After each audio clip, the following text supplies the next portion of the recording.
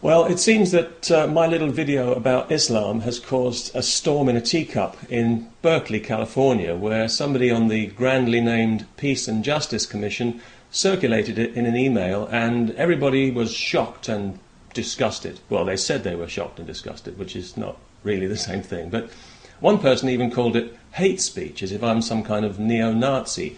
I mean, give me a break. I'm not even a Catholic anymore. Now, of course, I don't want to offend Muslims. I mean, what do you think I am, insane?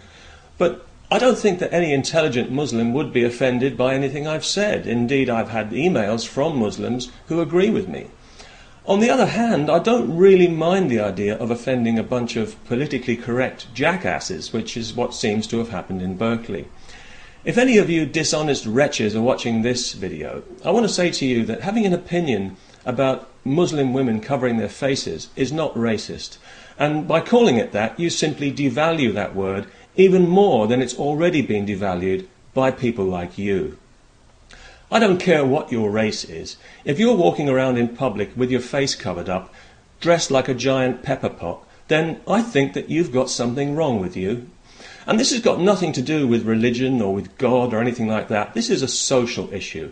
This is a controlling device which has been imposed by men, ignorant, cowardly men who are too insecure in themselves to allow women to be themselves.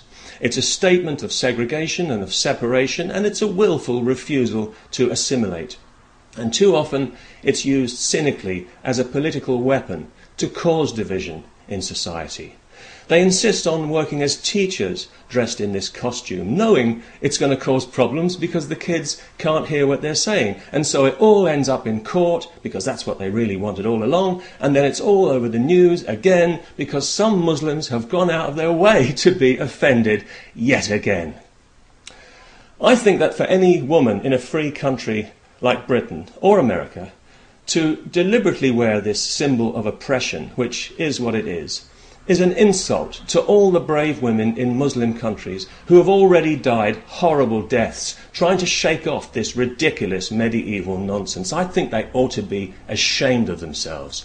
And if you think that's racist, then I think you're the one who has the problem, not me. I live in Britain, and we're a very tolerant society.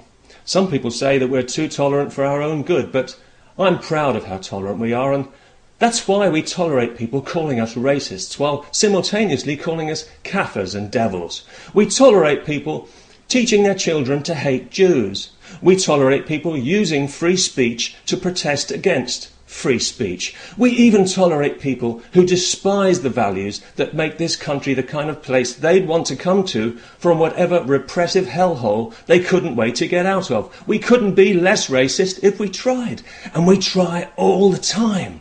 Because we know that being tolerant means you have to tolerate intolerance, and you have to put up with people who don't want to put up with you. And that's what we do in Britain. We bend over backwards for Muslims, all Muslims, almost as far as we bend over forwards for the American government. And that's all the way. Peace.